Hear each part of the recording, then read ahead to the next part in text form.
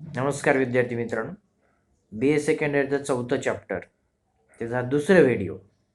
मागील व्हिडिओमध्ये आपण राष्ट्रीय हित संबंधाचा अर्थ आणि त्याची वैशिष्ट्ये बघितलेली. तर या लेक्चरमध्ये आपण राष्ट्रीय हित संबंधाच्या निर्मितीचे आधार हे बघणार आहोत. बेसिस ऑफ नॅशनल इंटरेस्ट म्हणजे ॲक्च्युअल राष्ट्रीय हित हे काय असतं,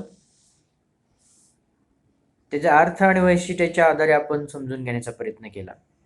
परंतु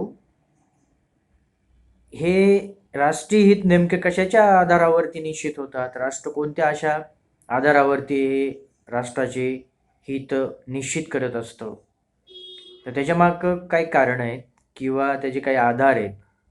तर ते आधार कोणते आहेत हे आपण बघणार आहोत.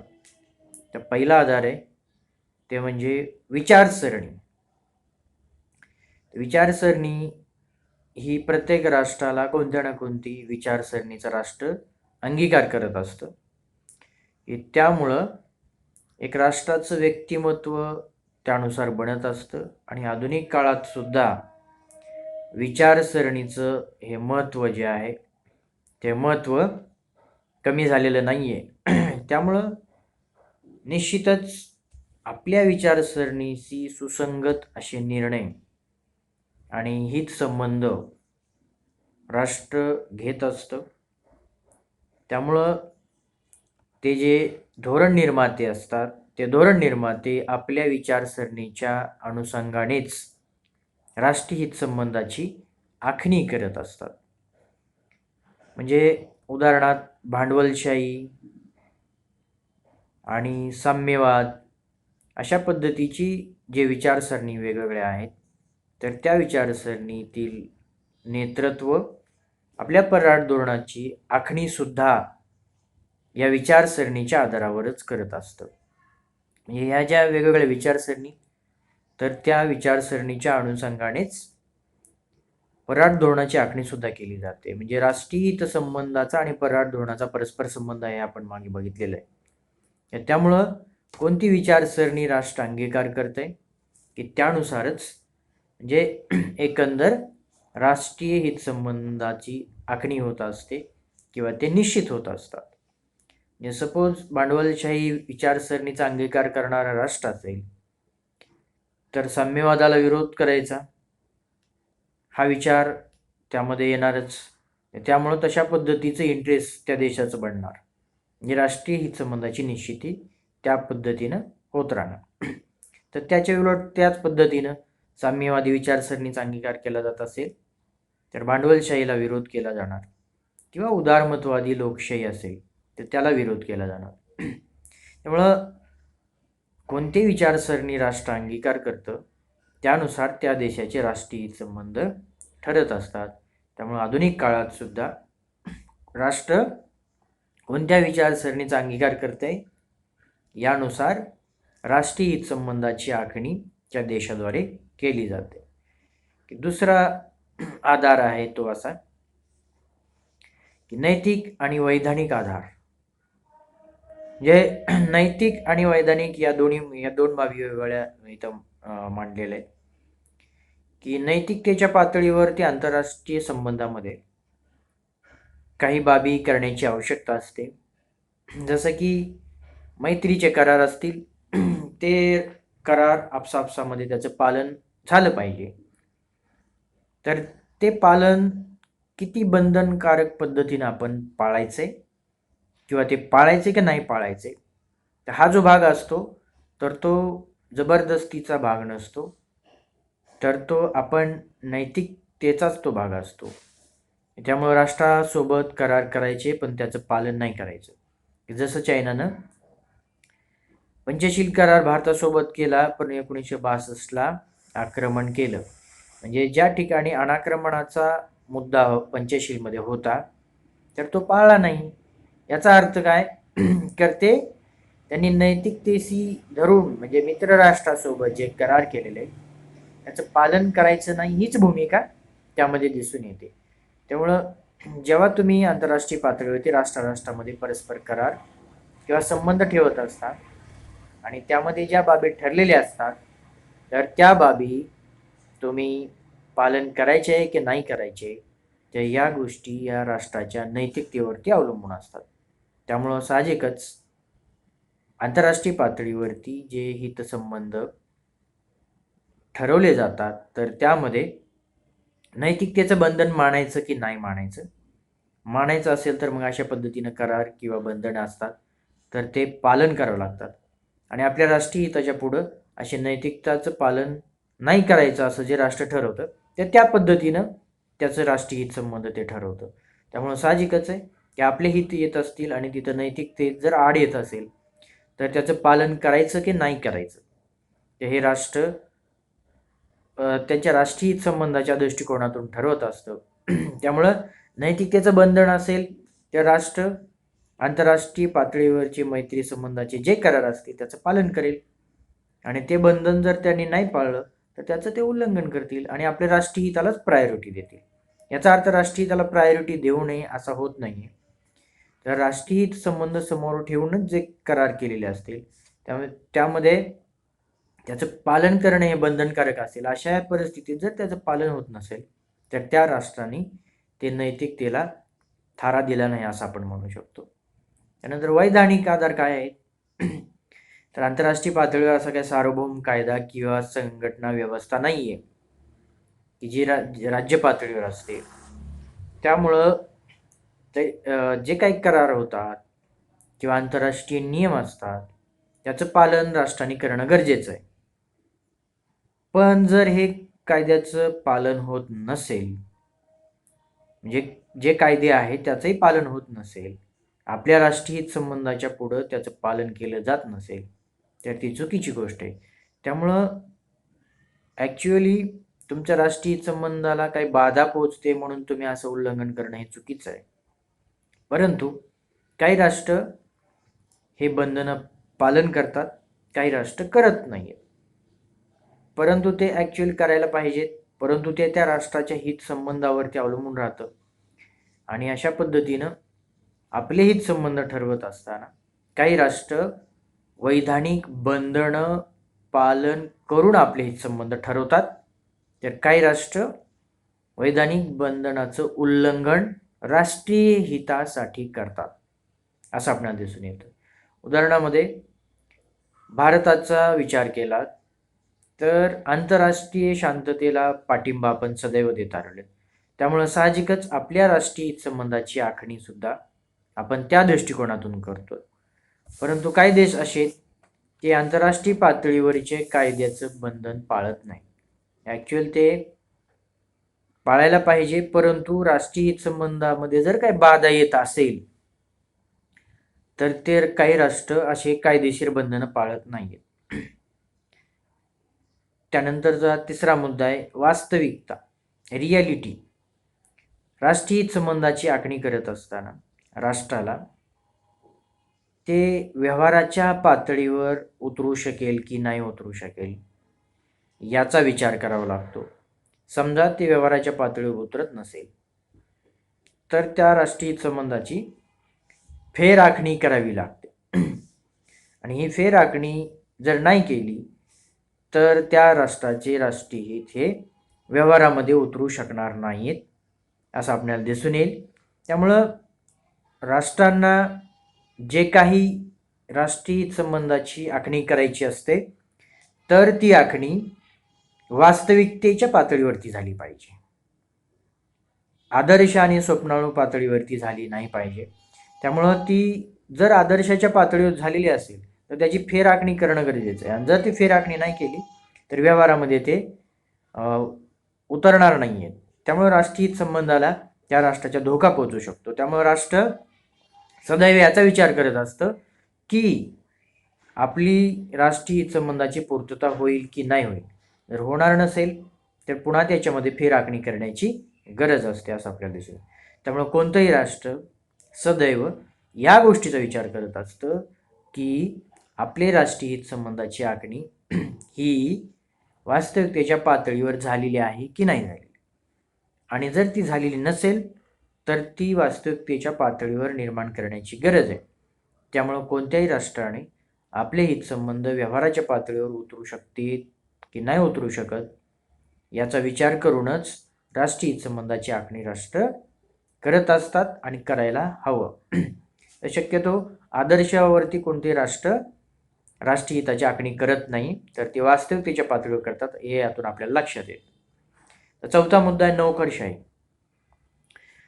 तर राष्ट्रीय हित संबंधाचा आणि नोकरशाहीचा काय संबंध आहे असा प्रश्न पडेल, परंतु जे निर्णय घेतले जातात राष्ट्राद्वारे त्याची अंमलबजावणी करण्याची जबाबदारी ही नोकरशाहीवरती असते.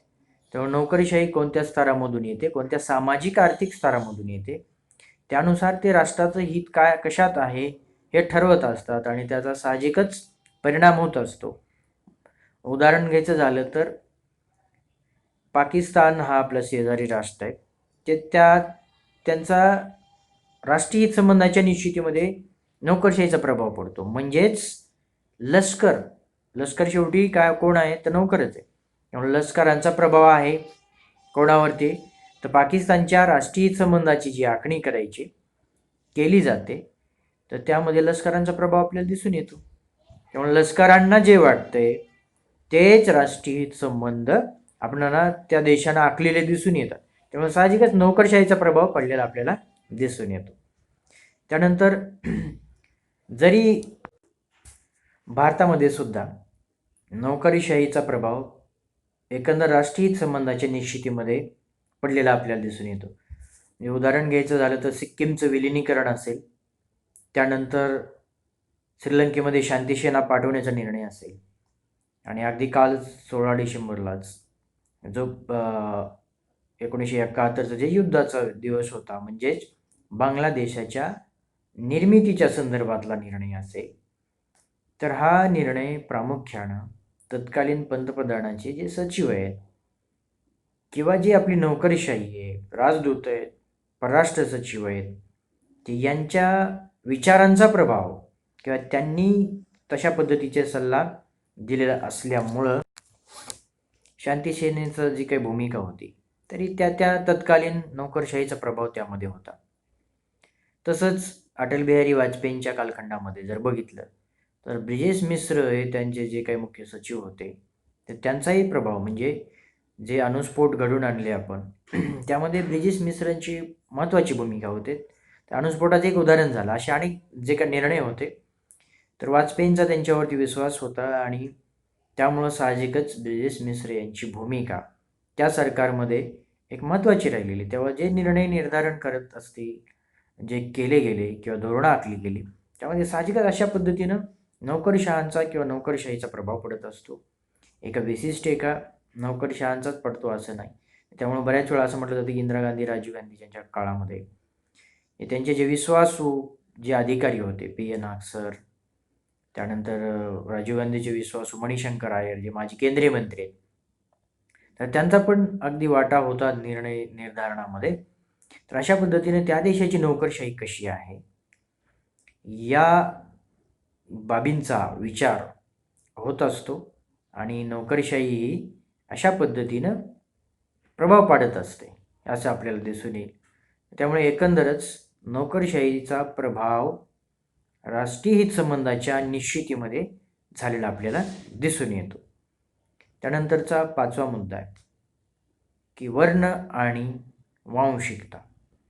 की साहजिकच जगामध्ये वेगवेगळ्या प्रकारचे वर्ण आणि वंश आहेत आणि अशा पद्धतीचे वर्ण आणि वांशिकतेचं प्राबल्य असणारं किंवा काही देशामध्ये ते अल्पसंख्याकाच्या स्वरूपामध्ये असतात. तेव्हा साहजिकच त्यांच्या राष्ट्रीय हितसंबंधाच्या निश्चितीमध्ये या बाबींचा प्रामुख्यानं विचार होतो. तर ज्या ठिकाणी प्राबल्य असेल तर त्या वर्गाला प्रायोरिटी किंवा त्यांच्या हितसंबंधाचा त्यांच्या एकंदरच सोयीचे निर्णय किंवा प्राधान्यक्रम असं पण दिसून येतं. म्हणजे अरब कंट्रीजमध्ये इस्लामिक तत्वांना महत्त्व दिलेलं दिसून येतं. इस्रायलमध्ये जूनचा मुद्दा असतो. तसंच वेगवेगळ्या देशामध्ये म्हणजे श्रीलंकेमध्ये तमिळावरती अन्याय होतो आणि सिंहलीला प्रायोरिटी दिली जाते. तर असे काही निर्णय म्हणजे राष्ट्र असे वांशिक आधारावरती काही राष्ट्र आपले हितसंबंध ठरवतात. म्हणून एक धर्म असेल तर आणि आपल्या म्हणजे सोयीचा धर्म म्हणजे जो काही मिळता जुळता धर्म आहे अशा राष्ट्रांशी चांगले संबंध निर्माण करण्याचे असे पण काही निर्णय राष्ट्र घेत असतं. तर असे वर्ण आणि वांशिकतेच्या आधारावरती राष्ट्र काही निर्णय घेतं. जसं की भारतामध्ये सुद्धा तमिळांच्या प्रश्नांचा प्रभाव सुद्धा भारतावर पडतो किंवा कॅनडामध्ये जे असणारे शीख आहेत तर त्यामुळे कॅनडाशी आपले संबंध किंवा मध्ये मनमोहन सिंग पंतप्रधान असताना फ्रान्समध्ये शीखावरती पगडी घालण्यासाठी बंदी आली होती. तेव्हा जेव्हा मनमोहन सिंग फ्रान्सला गेले तेव्हा तिथल्या अध्यक्षांना त्या मुद्द्यावरती ते बोलले. तर अशा पद्धतीचे वर्ण आणि वांशिकतेला प्रायोरिटी ठेवून किंवा त्याचा प्रभाव राष्ट्राच्या हितसंबंधाच्या वरती पडत असतो. त्यामुळं साहजिकच किती आधुनिकतेचा आपण मुद्दा पुढं आणला असला, विज्ञान तंत्रज्ञानाची प्रगती झालेली असली तर आजही आणि मागील काळातच सुद्धा हे मुद्दे केंद्रस्थानी राहिलेले आहेत. राष्ट्राच्या हितसंबंधाच्या निश्चितीमध्ये वर्ण आणि वांशिकतेला स्थान राहिलेले. म्हणून अरब राष्ट्रविरुद्ध म्हणजे इस्रायल पॅलेस्टाईनच्या युद्धामध्ये एकंदरच पॅलेस्टाईनच्या बाजूने अरब राष्ट्र राहिलं. ॲक्च्युअल सर्व अरब कंट्रीची जमीन काही इस्रायलनं बळकवलेली नाही आहे, फक्त ती पॅलेस्टाईनची बळकवलेली. पण पॅलेस्टाईनच्या बाजूने अरब कंट्रीज का उभं राहतात तर त्याच्या मागचं कारण आपल्याला उघड आहे. तर तिथं त्यांचा जो काही धर्म आहे वंश आहे तर त्या अनुषंगाने ते त्याला पाठिंबा देत असतात. त्यामुळे अशा पद्धतीने एखादा वर्ण आणि वंश धार्मिकता तर या आधारावरती राष्ट्राचे हितसंबंध निश्चित होत असतात असं आपल्याला दिसून येईल. त्यानंतरचा 6वा मुद्दा असा आहे की परावलंबन. परावलंबन म्हणजे जे राष्ट्र इतर राष्ट्रावरती परावलंबी आहे तर त्यांच्यावरती त्या राष्ट्राचा दबाव असतो. म्हणजे परावलंबी असणारे राष्ट्र कोणती असतात तर जे छोटी राष्ट्र आहेत, अल्पविकसित अशी राष्ट्र आहेत, मागास राष्ट्र आहेत. तर ते आर्थिक, अन्नधान्य, सैनिकी, तंत्रज्ञान या कोणत्या ना कोणत्या बाबीसाठी ते दुसऱ्यावरती अवलंबून आहेत. तेव्हा असे जे काही विकसित राष्ट्रावरती ते अवलंबून असतात तर ती त्यांच्या परराष्ट्र धोरणामध्ये, राष्ट्रीय हितसंबंधाच्या निश्चितीमध्ये जे राष्ट्राचे ते अंकित आहेत त्याचा प्रभाव पडत असतो. म्हणजे थोडक्यात अफगाणिस्तान हे त्याचं बळी ठरलेलं आहे, पाकिस्तान त्याचा बळी ठरलेलं आहे. अलीकडच्या काळामध्ये हीच बाब चायनानं पण सुरू केलेली आहे. म्हणजे अविकसित, अल्पविकसित देशांना मदत करायची आणि आपले हितसंबंध त्या ठिकाणी लादायचे त्यांच्यावर. त्यामुळे साहजिकच ते जे काही म्यानमार, श्रीलंका, पाकिस्तान आणि काही दक्षिण पूर्वेकडच्या राष्ट्रांचा पण समावेश होईल. पण म्यानमार आणि श्रीलंका, मालदीव यांना आपल्या अंकित करून आपले हितसंबंध त्यांच्यावर लादायचे. त्यामुळे साहजिकच हे जे अंकित राष्ट्र होतात किंवा जे अवलंबून आहेत मोठ्या राष्ट्रावरती तर त्या राष्ट्राचे हितसंबंधाच्या संदर्भामध्ये या मोठ्या राष्ट्राचा हस्तक्षेप होतो. त्यामुळे जे राष्ट्र परावलंबी आहे ते स्वतःचे निर्णय स्वतः घेत नाही आहे असं आपल्याला दिसून येतं. किंवा बऱ्याच वेळा जे मोठे राष्ट्र आहेत तर ते हस्तक्षेप करताना दिसून येतं. म्हणजे अमेरिकेनं, चायनानं अशा वेगवेगळ्या राष्ट्रावरती आपल्या मदतीच्या माध्यमातून जी मदत दिली त्या माध्यमातून त्यांच्या हितसंबंधावरती एकंदर हस्तक्षेप करण्याचा धोरण आखलेला आपल्याला दिसून येतं. शेवटचा मुद्दा आहे की तो म्हणजे जागतिक हितसंबंध. तर बऱ्याच वेळा राष्ट्राचं हित त्यामध्ये काही असो की नसो पण जगाच्या हितसंबंधाचा मुद्दा येतो. त्यामुळं आपत्ती व्यवस्थापन असेल, वेगवेगळे नैसर्गिक संकट असतील, अर्थकारण असेल, असे कोणत्याही मुद्द्यावरती, पर्यावरण असेल, अशा जागतिक पातळीवरच्या मुद्द्याच्या अनुषंगानं एखाद्या राष्ट्राचं हित त्यामध्ये असो की नसो परंतु जागतिक हितसंबंधाच्या दृष्टिकोनातून काही बाबी किंवा गोष्टी त्यांना राष्ट्राला निश्चित कराव्या लागतात. त्यामुळे आपलं हित त्यामध्ये असो की नसो जागतिक हितसंबंधाचा विचार समोर ठेवून राष्ट्राला राष्ट्रीय हिताची आखणी करावी लागत असते. एकंदर सारांश रूपाने आपण जर बघितलं, या 5-7 मुद्द्यांच्या आधारे राष्ट्रीय हित राष्ट्र कशा पद्धतीने वेगवेगळ्या मुद्द्यांच्या आधारावरती निश्चित करत असतात हे आपल्याला दिसून येतं. तर या मुद्द्यांसाठी आपण या पॉईंटसाठी आपण इथंच थांबूया. बाकीचं राहिलेलं भाग नंतरच्या लेक्चरमध्ये घेऊया. धन्यवाद.